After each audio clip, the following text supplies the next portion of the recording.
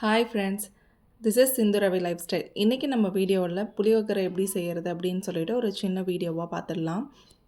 புளி சாதத்துக்கு முதல்ல ஒரு பவுடர் ரெடி பண்ணணும். அதுக்கு ஃபஸ்ட்டு கொஞ்சம் இன்க்ரீடியண்ட்லாம் ட்ரை ரோஸ்ட் பண்ணி எடுத்துக்கலாம். இதுக்கு ஒரு வானல் சூடானதும் 1 டேபிள் ஸ்பூன் கடுகு, ஜீரகம், மிளகு, கடலைப்பருப்பு, எள்ளு, உளுத்தம்பருப்பு, மல்லி, இது கூட ஒரு 1/4 டீஸ்பூன் மட்டும் வெந்தயம், இதெல்லாம் நல்லா போட்டு ட்ரை ரோஸ்ட் பண்ணிக்கணும்.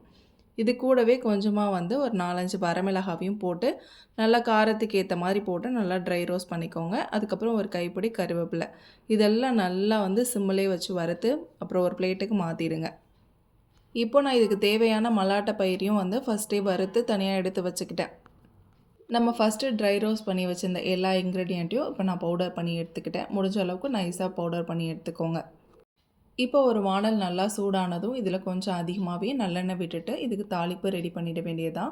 எண்ணெய் நல்லா சூடானதுக்கப்புறம் இதில் கொஞ்சமாக கடுகு, உளுத்தம்பருப்பு, அதுக்கப்புறம் கடலைப்பருப்பு, இதெல்லாம் போட்டு நல்லா வறுக்கணும். முடிஞ்ச அளவுக்கு மீடியம் ஃப்ளேம்லோ இல்லை லோ ஃப்ளேம்லேயே வச்சு வருங்க, இல்லைனா எல்லாமே கருகி போயிடும். கடலைப்பருப்புலாம் வதங்கினதுக்கப்புறம் இதில் கொஞ்சமாக ஒரு கைப்பிடி கருவேப்பிலையும் அதுக்கப்புறம் ஒரு 2 வரமிளகாயை கட் பண்ணி ஆட் பண்ணியிருக்கேன். இது நல்லா வதங்கிட்டு இருக்கும்போது இதுக்கு நான் தேவையான புளியை ஊற வச்சுருந்தேன். அதை நல்லா கரைச்சிட்டு இதில் ஆட் பண்ணிக்க வேண்டியதுதான். புளி தண்ணியை நல்லா கலந்து விட்டுட்டு இதை நல்லா கொதிக்க விடணும். இது நல்லா கொதித்து ஒரு அளவுக்கு தண்ணி சுண்டி வரும்போது இதில் கொஞ்சமாக மஞ்சத்தூளும் அதுக்கப்புறம் கொஞ்சமாக மிளகாத்தூளும் ஆட் பண்ணலாம். மிளகாத்தூள் ஆப்ஷனல் தான், தேவைன்னா மட்டும் ஆட் பண்ணால் போதும்.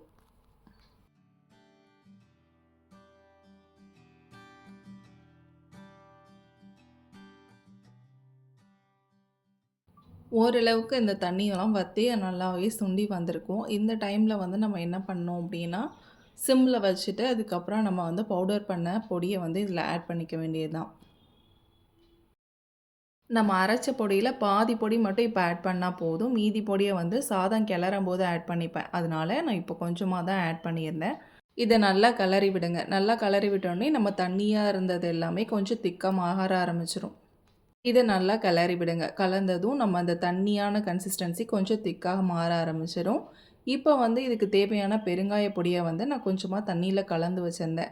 நான் கெட்டி பெருங்காயத்தை தூள் பண்ணி அது தண்ணியில் கலந்து வச்சுருந்தேன். உங்கள்கிட்ட தூள் பெருங்காயம் இருந்தாலும் அதில் தண்ணியில் கலந்துட்டு அதை ஆட் பண்ணிங்கன்னா வாசம் ரொம்பவே நல்லாயிருக்கும், டேஸ்ட்டும் சூப்பராக இருக்கும். சிம்மிலே வச்சு கலந்து விடுங்க. அப்போ தான் என்னென்னா நல்லா எண்ணெய் பிரிஞ்சு கிரேவி ரொம்பவே டேஸ்ட்டாக இருக்கும். இப்போ இதில் நான் ஒரு கைப்பிடி கருவேப்பிலை ஆட் பண்ணியிருக்கேன். இது நம்ம விருப்பம் தான், வேணும்னா ஆட் பண்ணிக்கலாம், வேணான்னா விட்டுறலாம்.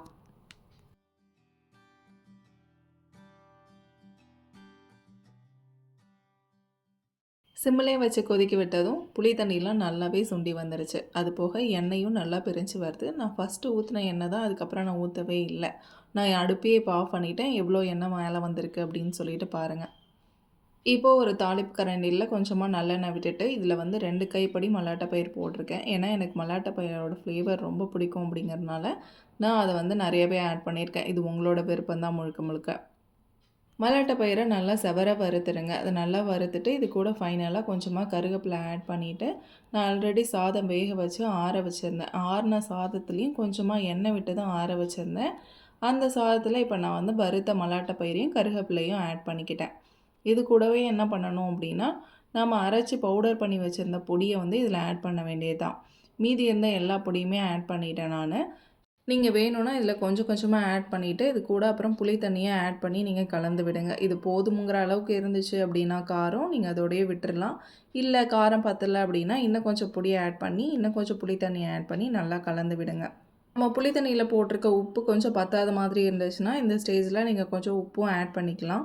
எனக்கு அப்படி தான் இருந்துச்சு. நான் கொஞ்சம் உப்பை ஆட் பண்ணிவிட்டு நல்லா கலந்து விட ஆரம்பிச்சிட்டேன். சாதம்லாம் கிளறும் போது கொஞ்சம் ஜென்டலாக கிளறுங்க. அப்படியே போட்டு அழுத்தாதீங்க, சாதம்லாம் உடஞ்சி போயிடும், அப்புறம் நல்லாவே இருக்காது. இந்த ஸ்டேஜில் எனக்கு கொஞ்சம் புளி தண்ணியும் காரமும் பத்தாத மாதிரி இருந்துச்சு. அதனால் கொஞ்சமாக புளி தண்ணியும் பொடியும் ஆட் பண்ணி நான் கிளறி விட்டுருக்கேன். இந்த மாதிரி செஞ்சு பாருங்கள் ஒரு டைம். இது ரொம்பவே டேஸ்ட்டாக இருந்துச்சு. நீங்கள் செஞ்சு பார்த்துட்டு எப்படி இருக்குன்னு மறக்காமல் கமெண்ட் பண்ணுங்கள்.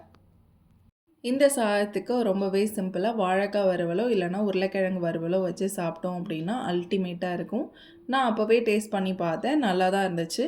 இது கொஞ்சம் ஊறுனா தான் இன்னும் டேஸ்ட் அதிகமாக இருக்கும். நான் காலையிலே தான் டேஸ்ட் பண்ணி பார்த்தேன், மதியம் சாப்பிடும்போது ரொம்பவே நல்லா இருந்துச்சு. நீங்களும் ட்ரை பண்ணி பார்த்துட்டு இந்த புளி சாதம் எப்படி இருந்துச்சுன்னு மறக்காமல் கமெண்ட் பண்ணுங்கள். என்னோடய வீடியோஸ் உங்களுக்கு பிடிச்சிருந்துச்சுன்னா மறக்காமல் like and share and subscribe பண்ணிவிடுங்க.